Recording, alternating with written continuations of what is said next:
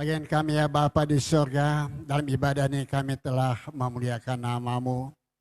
Kami telah mengaku dosa kami. Kami telah meminta dalam doa di hadapan-Mu. Engkau pasti mendengar doa kami ya Bapa. Dan tiba saatnya Engkau ya Bapa, berbicaralah kepada kami pagi hari ini. Urapi hamba-Mu yang terbatas ini, untuk menyampaikan pesanan Tuhan yang kudus dan yang mulia ini. Di tengah-tengah berbagai keadaan hati kami umat-Mu saat ini Bapa. Beri kami memandang hanya kepada Yesus Kristus. Dialah di atas segala-galanya. Kepada Dia, oleh Dia dan olehnya kami boleh mendapat damai dan sejahtera. Hadir ya Roh Kudus, sucikan basuh hati kami semua. Kami memohon sekali lagi Roh Tuhan melawat kami. Baik di sini, di rumah-rumah, dimanapun umat-Mu dapat menerima firman hari ini. Kami memohon doa dalam nama Tuhan Yesus Kristus. Kita katakan amin, amin. Saudara sekalian silakan kembali. Tuhan bagi kita semua. Salam, selamat pagi, salam sejahtera bagi kita semua. Puji nama Tuhan Yesus Kristus. Pada pagi ini saudara sekalian, kita membaca firman Tuhan di dalam kitab Ulangan pada pasal yang ke-8. Ulangan pasal ke-11 ayat 8 sampai dengan ayat yang ke-12. Kitab Ulangan pasal yang ke-8 ayat yang ke-11. Ulangan pasal 11 ke-8 sampai 12. Demikian firman Tuhan. Jadi kamu harus berpegang pada seluruh perintah yang kusampaikan kepadamu pada hari ini. Supaya kamu kuat untuk memasuki dan menduduki negeri kemanapun kamu pergi mendudukinya. Saya ulangi kembali. Jadi kamu harus berpegang pada seluruh perintah yang kusampaikan kepadamu pada hari ini, supaya kamu kuat untuk memasuki serta menduduki negeri kemana kamu pergi mendudukinya. Amin.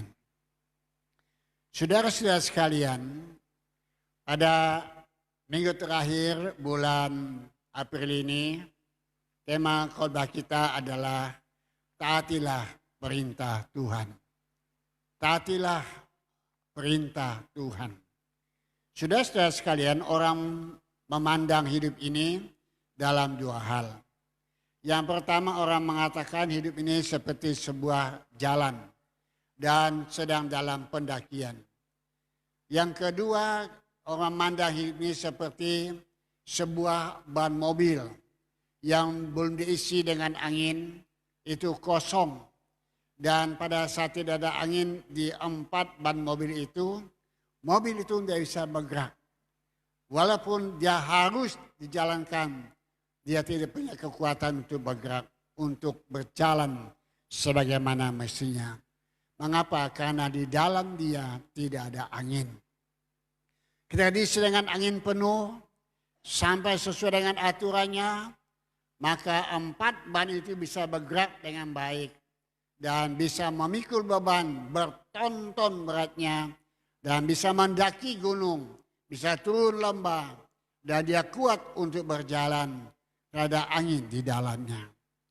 Saudara-saudara sekalian, kehidupan rohani kita seperti pendakian tadi saya katakan. Yang terus mendaki saat ini lewat lereng gunung dan lembah yang dalam. Pengalaman kita di tahun ini. Dan ini kita seperti ban tadi yang saya katakan. Harus diisi dengan angin. Dan baru dia bisa berjalan membawa pikul yang berat. Apa itu? Ialah Roh Kudus ada di dalam kita. Saudara-saudara sekalian, dalam Ulangan pasal yang ke-11 ini Tuhan Allah berbicara kepada bangsa Israel pada masa itu. Di mana mereka baru keluar dari tanah Mesir. Di mana mereka menyeberang Laut Kosong. Di mana mereka berhadapan dengan pemimpin baru, ialah Yosua. Untuk mereka, pemimpin yang baru menggantikan hamba Tuhan Nabi Musa, yang telah meninggal dunia. Saudara sekalian, kasih dalam Tuhan Yesus Kristus pada saat ini adalah bahwa Tuhan mengingatkan kepada kita ada 3 perintah. Perintah yang pertama ialah setiap kita wajib mentaati perintah Tuhan.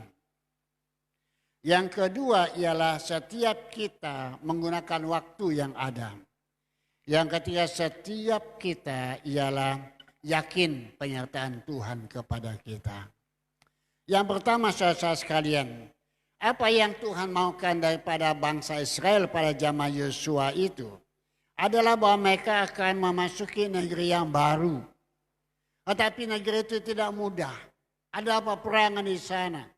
Ada bangsa-bangsa lain di sana. Yaitu mengatakan engkau harus berpegang teguh pada perintahku, kepada aturanku, kepada nasihatku. Engkau pegang baik-baik. Dan jangan engkau meninggalkan itu. Dan supaya kamu kuat menduduki negeri di mana kamu khusus mendudukinya. Dan supaya kamu bisa melakukan semua perintahku negeri di mana kamu pergi untuk mendudukinya. Saudara sekalian, ini pertama ini adalah ketaatan. Ketaatan ini adalah tentu dari hati kita yang tertebus dengan darah Yesus Kristus. Untuk akhir-akhir ini saudara sekalian, kita jangan terlalu banyak mendengar suara nasihat orang lain. Tapi yang pertama sekali taatilah firman Tuhan. Menjaga hubungan baik dengan Yesus Kristus. Menjaga hati kita. Menjaga iman kita. Menjaga penyerahan kita. Memelihara pertobatan kita. Supaya kita tetap hangat dengan Tuhan. Jadi hukum yang pertama ia perintah Tuhan ialah menjaga hubungan kita dengan Dia.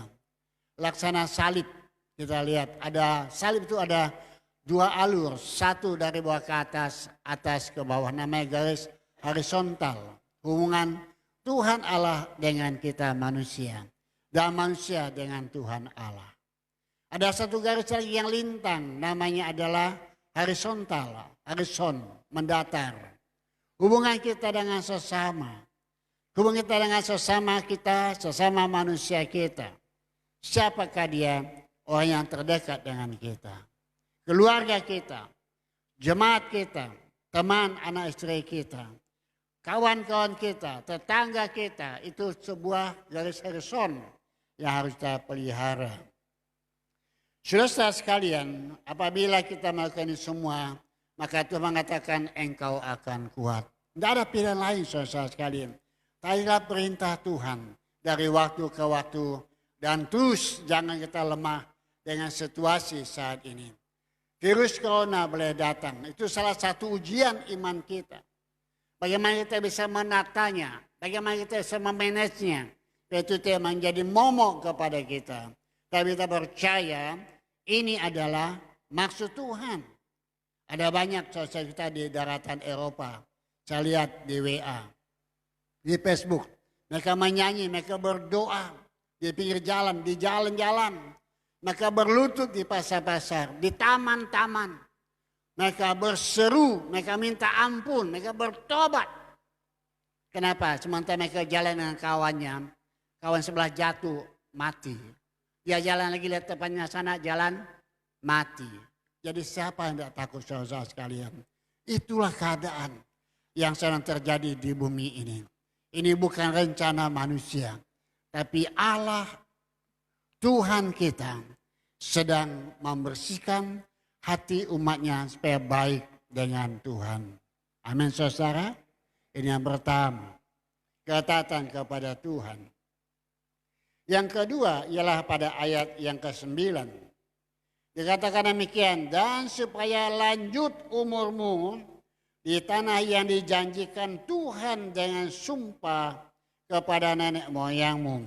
Untuk memberikannya kepada mereka dan kepada keturunan mereka suatu negeri yang berlimpah-limpah susu dan madunya. Dan supaya lanjut umurmu di tanah negeri yang dijanjikan Tuhan. Yang kedua ialah ketaatan kita. Yang kedua ialah hidup ini adalah satu berkat Tuhan. Umur yang Allah berikan itu, kesehatan berikan kepada kita sampai hari ini tidak terjadi kebetulan. Tapi Tuhan sudah merencanakan. Amin. Yohanes pasal yang ke-15 ayat 16 mengatakan, karena bukan kamu yang memilih aku, tapi aku yang memilih kamu dan menetapkan kamu supaya kamu pergi dan menghasilkan buah dan buah itu kekal selama-lamanya. Saudara-saudara sekalian, Tuhan Allah yang memilih kita, yang menetapkan kita untuk menjadi anak-anaknya. Lalu kenapa kita taat dengan Tuhan? Taat dengan Tuhan, taat dengan waktu. Menggunakan waktu, lanjut usiamu. Yang Allah berikan kepada apa maknanya ini? Adalah kesempatan ini. Kesempatan untuk kita berbuat baik. Akhir-akhir ini saudara sekalian, puji Tuhan. Puji Tuhan, banyak orang-orang kaya di mana-mana saat ini. Banyak orang-orang yang punya duit saat ini. Sadar bahwa harta itu tidak dibawa mati. Mereka sumbangkan uangnya. Mereka belikan beras, gula, sayur, minyak goreng. Dibagi-bagi dengan orang yang kekurangan. Itu sebetulnya adalah satu berkat yang harus manusia lakukan dari waktu ke waktu. Saudara sekali kasih dalam Tuhan Yesus Kristus. Dalam kitab Ayub mengatakan demikian. Aku lahir telanjang, kata Nabi Ayub. Aku kembali kepada Bapa pun dalam keadaan telanjang. Apa artinya itu? Mengingatkan kita bahwa hidup ini adalah hidup karena kasih anugerah Tuhan. Amin saudara. Kalau di Pontianak masih ada sayur, masih ada buah-buahan, masih ada orang berjualan, puji Tuhan. Dapatkah saudara membayangkan kalau satu hari tidak ada orang berjualan lagi? Tidak ada jual kangkung, bayam, kacang panjang, sayur yang lain, ikan, ayam. Tidak ada yang jualan lagi karena tidak ada banyak yang dijual. Lalu kita makan apa saudara sekalian? Dapat saudara bayangkan satu hari beras ini habis. Vietnam tidak mau kirim lagi karena dia pun kekurangan beras juga. Gula kita habis. Apa kita mau buat saudara sekalian? Orang bilang, pulang kampung. Di kampung pun susah juga. Bagus saya di rumah saja. Tidur di rumah tapi tidak makan, tetap mati. Saudara sekalian, ini mengingatkan kita bahwa menghargai berkat Tuhan. Menghargai kesehatan ini. Menghargai kesempatan ini. Kerjakanlah dengan baik-baik. Taatilah aturan ini. Tuhan Allah menyiapkan kita untuk melakukan yang terbaik. Amin saudara. Yang ketiga yang terakhir ialah mengapa kita taati perintah Tuhan. Ayat yang ke-11 berkata demikian kepada kita. Demikian firman Tuhan, ulang pasal yang ke-11 ayat yang ke-11. Tetapi negeri kemana kamu pergi untuk mendudukinya, ialah negeri yang bergunung-gunung dan berlembah-lembah, yang mendapatkan air sebanyak hujan yang turun dari langit. Suatu negeri yang dipelihara oleh Tuhan Allahmu, maka Tuhan Allahmu tetap mengawasi dari awal sampai akhir tahun. Yang ketiga ialah terakhir, ketaatan kita kepada Tuhan ialah apa saudara sekalian? Tuhan mengatakan negeri di mana kamu ada tanahnya bergunung, gunung dan berlembah-lembah. Dapat hujan pun pada waktu musim hujan. Sesuai ini tanah yang Tuhan katakan kepada Yosua pada masa itu. Kepada umat Israel pada masa itu. Satu keadaan yang tidak nyaman. Saudara sekalian, kita ini orang petani. Kalau kita bertani di gunung yang terjal begini, tanam padi sulit sekali. Lalu kemudian kalau kita bikin sawah di gunung tidak bisa. Kita tanam kelapa sawit di gunung begini susah mengambil buahnya. Karena naik saja susah apalagi untuk mendapat hasilnya. Demikian saudara sekalian, gunung ini, lembah ini menggambarkan perjuangan hidup. Ketika kita hidup ini saudara sekalian, Tuhan taruh di dalam dunia ini harus kita alami. Jadi dikatakan dalam Yohanes pasal yang ke-16 ayatnya ke-33 mengatakan demikian. Di dalam dunia ini kamu banyak menderita, banyak mengalami kesusahan. Di dalam dunia kamu banyak mengalami kesusahan dan penderitaan. Kuatkanlah hatimu kata Yesus Kristus, sebab aku telah mengalahkan dunia ini. Saudara-saudara sekalian, sudah dikatakan dalam firman Tuhan. Sudah tertulis dalam firman Tuhan. Bahwa dunia yang kita ada ini hanya sementara. Di dalam dunia kamu banyak mengalami kesusahan. Tapi kuatkanlah hatimu, kuatkan hatimu, kuatkan hatimu, kuatkan hatimu. Karena aku telah mengalahkan dunia ini. Ini ungkapan siapa? Hanya Yesus Kristus yang mampu mengurapi dan mengungkapkan kebenaran kepada kita. Saudara sekalian, ini kita pegang taati perintah Tuhan. Sekarang kita memang dalam kesulitan. Sekarang memang kita dalam himpitan ekonomi. Ini adalah gunung-gunung yang berlembah-lembah. Dan seperti hujan hanya turun pada waktunya saja.